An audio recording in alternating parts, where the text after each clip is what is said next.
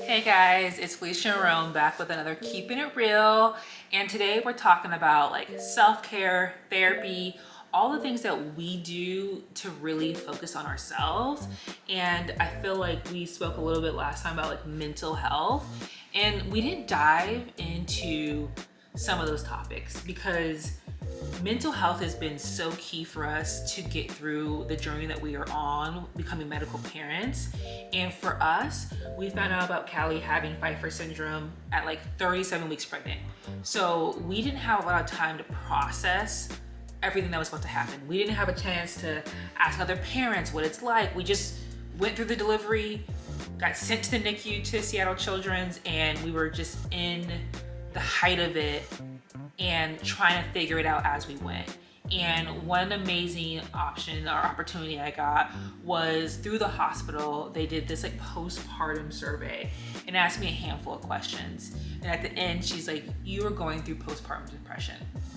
And I felt it, like I'd read about it and I knew that this was like a hard time in my life, but to have someone say like, "This is what you're going through and you need help, you need support on this," and not leaning on Rome, but like therapy.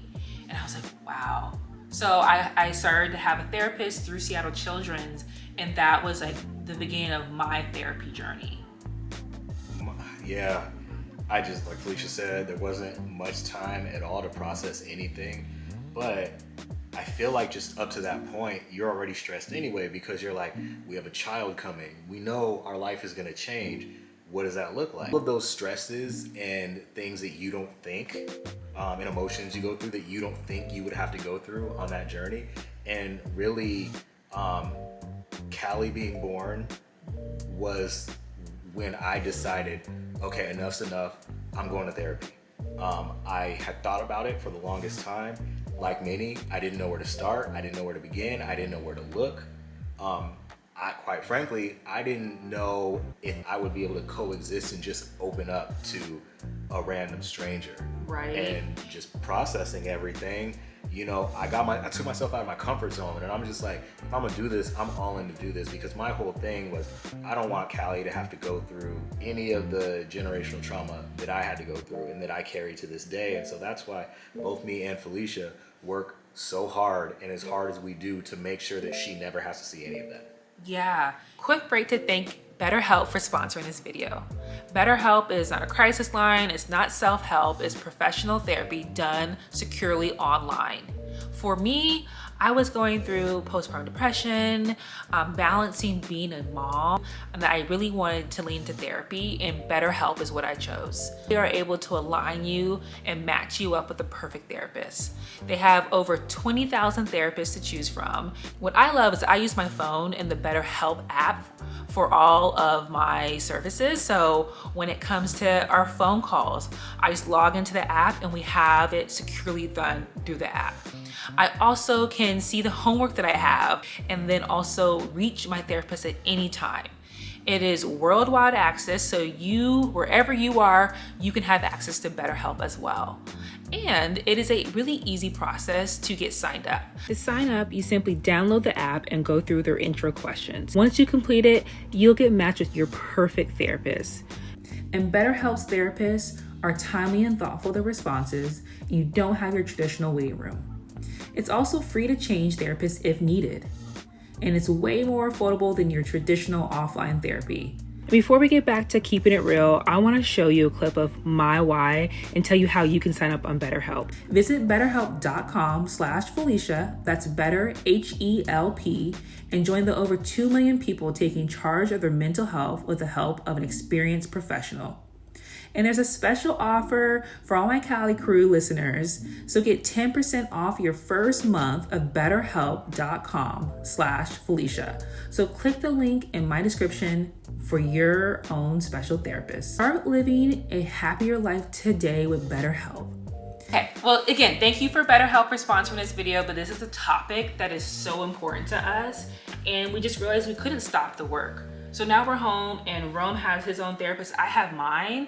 And for a moment we were sharing one through the hospital, and it's been really good to be able to have someone else to talk to about what we're going through. I felt like we were putting too much on each other, too much emotional burden on each other, and we needed a different outlet. What do you think? And that's another thing. It's like, because a lot of my therapy, we're on different journeys.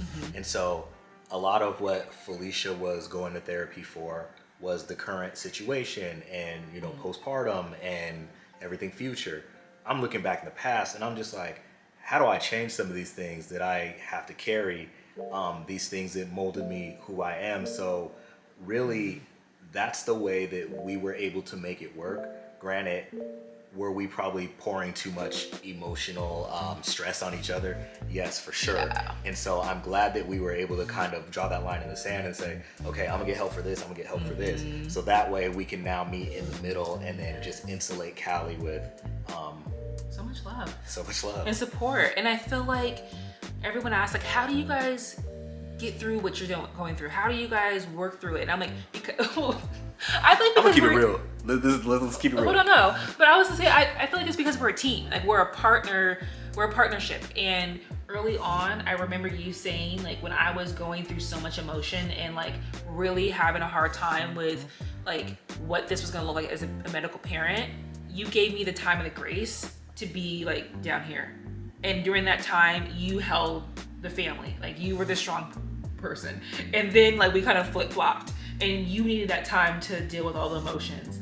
And then now, right, we're here and we're a partnership and we're 50-50, sometimes 75-25. Like, it varies depending on what the day looks like and what we have going on emotionally. And I feel like because of Kalia, we've been better about talking about like our emotions and our feelings and diving deeper into our communication skills, because we know that we can't have any gaps in communication because that's gonna impact her. What were you gonna say? I was just gonna say, like, the question of, again, people asking, how do you guys do it? And every time the answer is different for me, because you just get in this mode of, you just get in survival mode.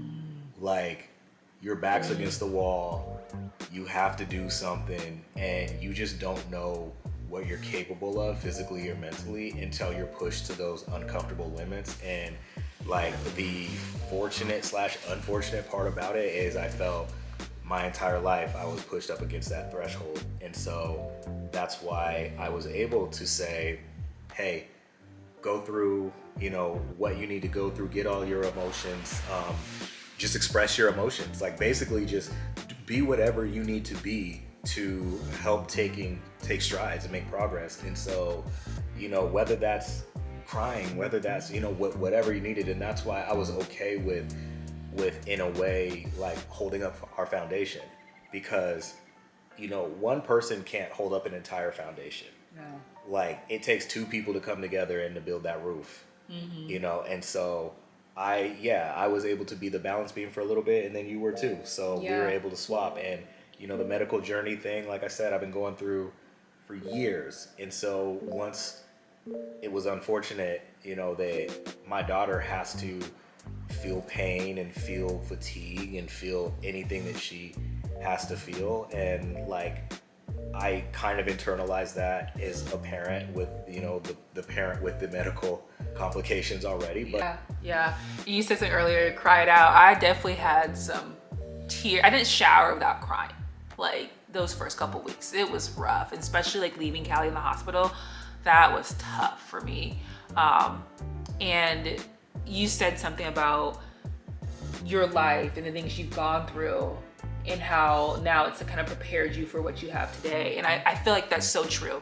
And so many people ask us, like, how are you handling this situation? How are you being such strong parents? And Rome just nailed it when it said, like, till you're thrown into that situation that you don't know what you're gonna do, but you're obviously gonna fight. We're not a flight kind of family. We're gonna fight every single time. So as the days went by and the weeks went by, I started to realize I had so many tools within me to prepare me for this moment. Like, whether it be like my track background and the physical aspect of it, and knowing all the drills and exercises Callie needed to go through, was like, oh wow. Whether it be Rome's medical history and knowing what to ask the doctors and how to be present with insurance and social workers, like, wow. Like, we had all these tools within us, and we went through so many things in life that to me were preparing us to be Kalia Joy Johnson's parents. Like that is the 100%. end of like, that's all. That's what it was preparing us for.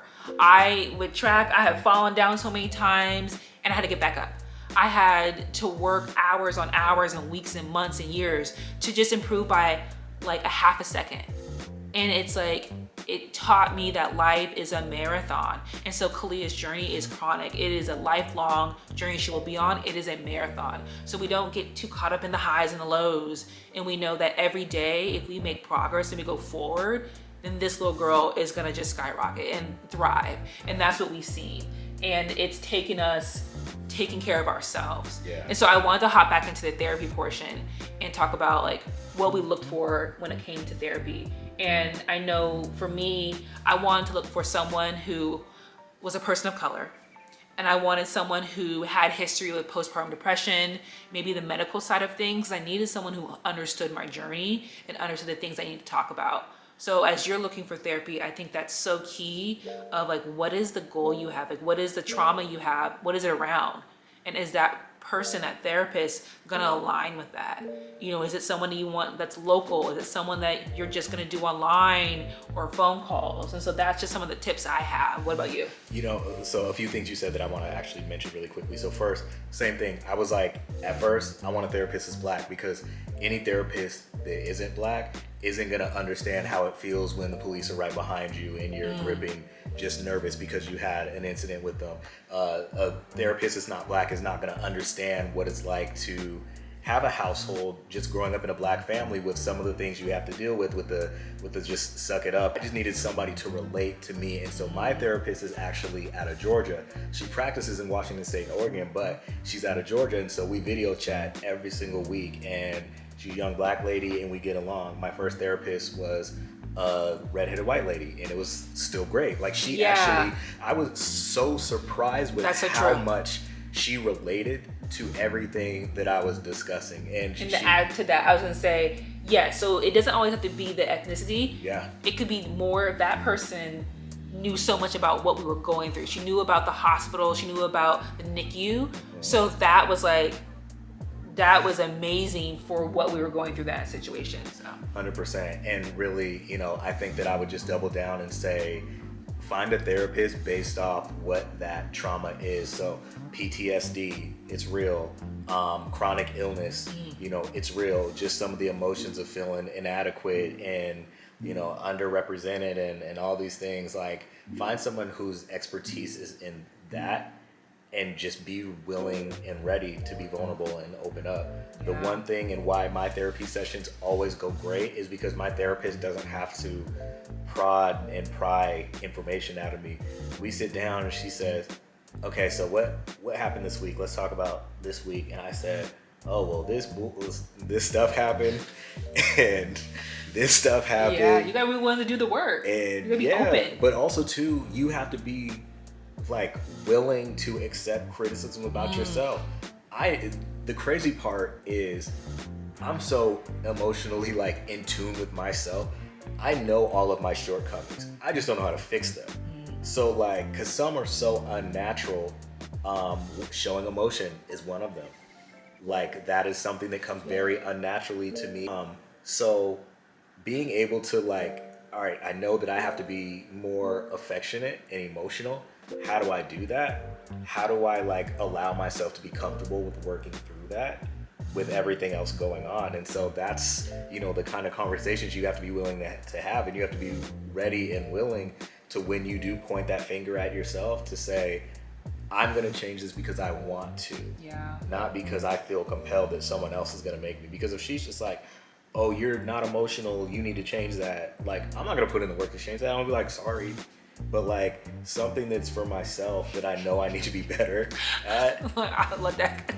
Like, which I feel like if I say it, he should be like, oh, I'm ready to change. But that's our own individual. No, but that's the real segment. That's what I'm saying. Job. It's just like you have to do something for you. Like yes, like, I agree with that. You can't have just even your partner, your spouse, your child. Like Kalia could go tell me to do this, and if I'm not willing to hear it and accept it, I'm not gonna do it. Yeah, and that's so true.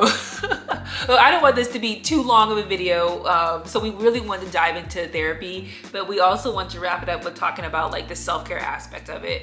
Next week, we are getting ready to go on a staycation. You guys have heard us talk about how we've had not the best coverage, where we have like 36 hours straight of coverage with 2 of our lead nurses. So we have done the work on ourselves, and now we're like, we need to spend some quality time together where we are rested, where we can go and do whatever. So we're pumped about that. We're definitely gonna take you guys along, and in that video, maybe share a little bit more about the self-care aspect of it. But I just advise you all, like, to get away from the idea that therapy is for the weak, that therapy is not for you.